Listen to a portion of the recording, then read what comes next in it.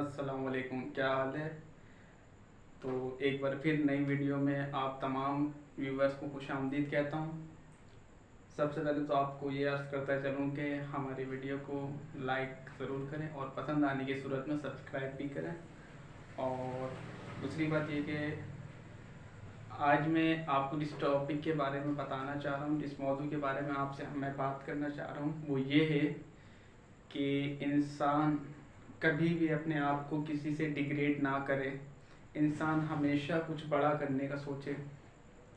देखिए, दुनिया में जुनूनी इंसानों की कमी नहीं है, और जिसके अंदर जुनूनियत होती है वो कुछ ना कुछ कर गुजरता है।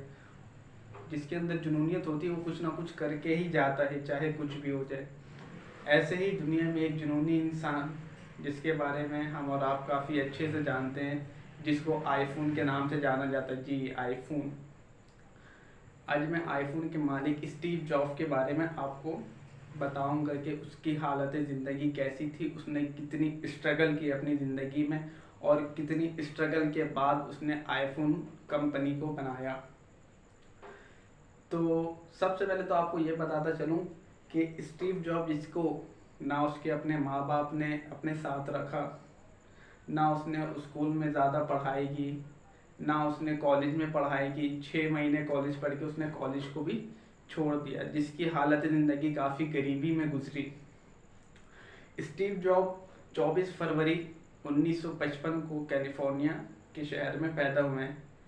जब वो पैदा हुए तो उनकी माँ कॉलेज में पढ़ाई करती थी, तो जो अनमैरिड थी, तो जिसकी वजह से उनकी माँ ने स्टीव जॉब को रखना, अपने पास रखना मुनासिब नहीं समझा। उसने स्टीव जॉब को कैलिफोर्निया के किसी मैरिज कपल को गोद दे दिया। उन्होंने जिस मैरिज कपल को गोद दिया था, तो वो भी मिडिल क्लास से ताल्लुक़ रखते थे, जिनका बैकग्राउंड स्टेटस इतना आला नहीं था। बट फिर भी उन्होंने स्टीव जॉब को काफ़ी अच्छे स्कूल में पढ़ाया लिखाया। स्टीव जॉब जो है बचपन से ही काफ़ी ज़हीन थे। उनकी जहानत ऐसी थी कि उन्हें क्लास टीचर कहा करते थे कि भाई तुम 2-3 क्लास आगे पढ़ लो, तुम इन बच्चों के साथ पढ़ने के लिए नहीं हो, ये तुम्हारी वजह से सीख नहीं पाते, तुम हर चीज़ का जवाब दे देते हो। स्टीव जॉब की जहानत कुछ ऐसी थी। स्टीव जॉब ने जब अपने स्कूल लाइफ को कंप्लीट किया, तो उसको 13 साल की उम्र में स्टीव जॉब की दोस्ती एक लड़के से हुई, जो वो भी काफ़ी ज़हीन था। तो स्टीव जॉब की उसके साथ दोस्ती काफ़ी अच्छी हो गई। तो स्टीव जॉब के वालिद जो है, जिन्होंने उसको स्टीव जॉब को गोद लिया था, तो वो गैराज चलाते थे, मतलब उनका गैराज था, तो वो गैराज के मालिक थे। स्टीव जॉब को शुरू से ही मशीनरी चीज़ों में काफ़ी इंटरेस्ट था, तो वो अपने गैराज में जाके मशीनरी चीज़ों की पेड़ पाड़ करता था, जिसकी वजह से उसने एक कंप्यूटर बनाने का सोचा। तो स्टीव जॉब जब कॉलेज की लाइफ में गया, कॉलेज में पढ़ने गया, तो वो उस वक्त कैलिफोर्निया के सबसे मशहूर कॉलेज रीड कॉलेज में उसने एडमिशन ली। उसने कॉलेज की पढ़ाई, जिसमें कॉलेज की फ़ीस भी काफ़ी ज़्यादा थी, जो उसके माँ बाप एफर्ट नहीं कर पाते थे। तो स्टीव जॉब ने पार्ट टाइम जो है कोल्ड ड्रिंक्स की बोतल को बेचना शुरू किया, जिससे वो थोड़े पैसे कमा लेता था, और वो अपने हॉस्टल के किराए को, पैसे को बचाने के लिए अपने दोस्त के साथ उसी के रूम में ज़मीन में सो जाया करता था, ताकि कुछ पैसे बच जाएं। लेकिन फिर भी वो अपने कॉलेज के फ़ीस के पैसे जमा नहीं कर पाता था।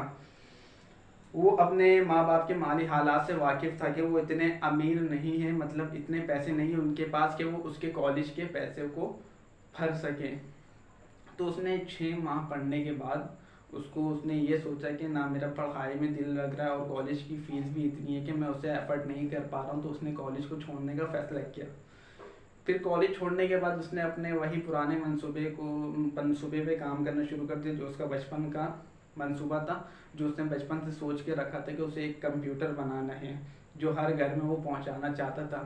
तो उसने और उसके दोस्त ने मिलके एक कंप्यूटर तैयार किया, जो काफ़ी छोटी थी और उसमें फंक्शंस काफ़ी सारे थे। उन दोनों ने मिलकर उस कंप्यूटर को बनाया, और उस कंप्यूटर का नाम रखा आईफोन, एप्पल। उस कंप्यूटर का नाम उन दोनों ने एप्पल रखा। जब उन्होंने उस कंप्यूटर को लॉन्च किया, तो लोगों की तरफ से काफ़ी अटेंशन मिली, उसे काफ़ी माना गया, और इस तरह उन्होंने काफ़ी पैसे कमाए, जिसके बाद उन्होंने आईफोन कंपनी की बुनियाद रखी। जब उन्होंने आईफोन कंपनी की बुनियाद रखी, तो काफ़ी अच्छा सब कुछ चल रहा था। फिर अचानक कुछ ऐसा हुआ कि स्टीव जॉब ने कुछ ऐसे प्रोडक्ट को लॉन्च किया जिसके बाइस कंपनी को काफ़ी नुकसान पेश आया और कंपनी लॉस पे जाना शुरू हो गई। फिर 1975 में बोर्ड ऑफ डायरेक्टर बैठाया गया जिसमें स्टीव जॉब को कंपनी से निकाल दिया गया। ये वो वक्त था जब स्टीव जॉब काफ़ी डिप्रेशन और अफसोस में थे कि जिस कंपनी को बनाने के लिए उन्होंने सदियों से मेहनत की, सालों लगाए जिस चीज़ को बनाने में, और उन्हें उसी कंपनी से निकाल दिया गया। लेकिन फिर भी इंसान तो था जुनूनी, उन्होंने कभी हिम्मत नहीं हारी। उन्होंने फिर एक कंपनी की बुनियाद रखी जिसका नाम उन्होंने नेक्स्ट अप रखा।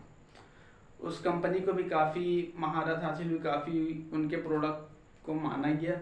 फिर उन्होंने उस कंपनी से कमा के $10 मिलियन में एक ग्राफिक कंपनी को खरीद लिया।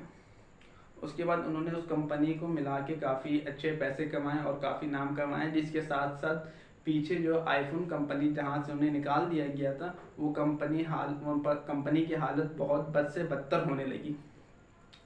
फिर उन्हें आईफोन के मालिकों ने दोबारा इनवाइट किया, बुलाने की कोशिश की कि आप आ जाएं।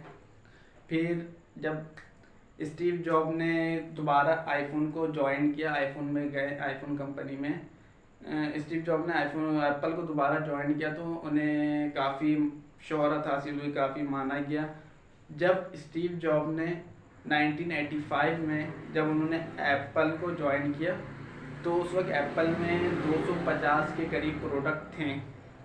तो उन्होंने सारे प्रोडक्ट को ख़त्म करके सिर्फ और सिर्फ 5-6 प्रोडक्ट को रखा और उनका कहना ये था कि प्रोडक्ट की क्वांटिटी मायने नहीं रखती, प्रोडक्ट की क्वालिटी मायने रखती है।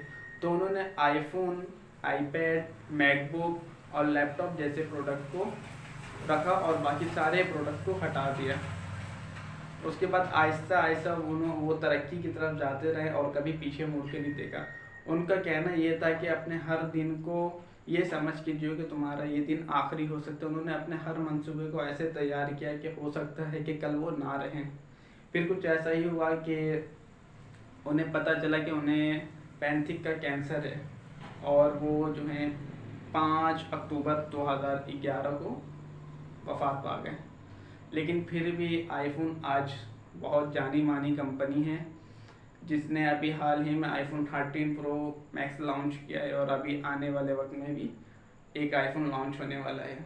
तो कहने का मकसद ये है कि हमें अपने आप को, अपने माइंड को इस बताना होगा कि आई कैन डू इट, मैं कर सकता हूँ। इंसान को किसी हाल में पीछे नहीं हटना चाहिए। आपके पास पैसे नहीं है, पैसा, मनी इज़ नो मैटर, पैसे मायने नहीं रखती। आपकी जुनूनियत, आपका जज्बा, आपका हौसला ये मायने रखता है। आप हमेशा अपने माइंड को, अपने दिमाग को इस बात पे कायल करें कि आप ये कर सकते हैं। पैसा तो एक न एक दिन आनी है, पैसा आ जाएगा, लेकिन आपको पहले खुद को तैयार रखना है कि आप ये कर सकते हैं। तो इसी के साथ आज की वीडियो का इख्तिताम करते हूँ और उम्मीद करता हूँ कि आपको ये वीडियो ज़रूर पसंद आएगी।